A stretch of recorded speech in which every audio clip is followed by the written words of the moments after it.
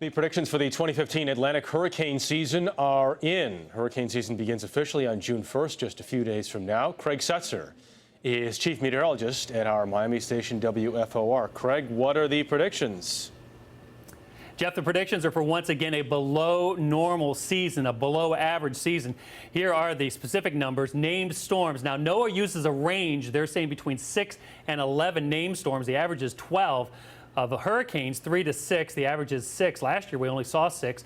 And major hurricanes, they're saying between 0 and 2. Of course, a major hurricane is Category 3 or better, and that's where, of course, we see the strongest wind damage. And the reason it's pretty confident that a El Nino is occurring and will actually strengthen.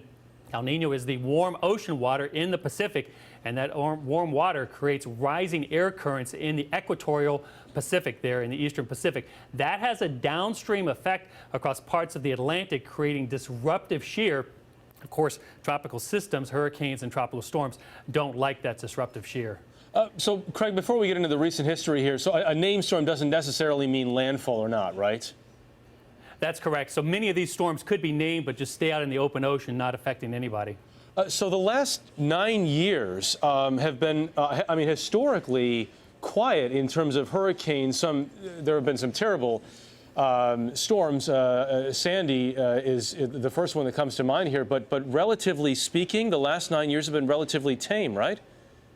Right, yeah. Sandy, of course, the most recent significant storm to affect the U.S., but it was really back in 2005 when we had that crazy hyperactive year, 28 named storms, several of those Category 5s. Of course, one notable storm of 2005 was Katrina. Katrina formed, hit Miami, and then moved into the Gulf, became a Category 5, and then hit New Orleans and the Gulf Coast there as a strong Category 3. So it's been pretty quiet since then. Actually, the last major hurricane to hit, it was Wilma, also in 2005. Since then, it has been an unusually quiet period in terms of major hurricanes hitting the U.S. And Craig, can you just talk quickly about what El Nino does? So El Nino is warming of the water in the Pacific Ocean, and it creates wind currents in the Atlantic. Wind currents, of course, that are not helpful for hurricane strengthening or formation.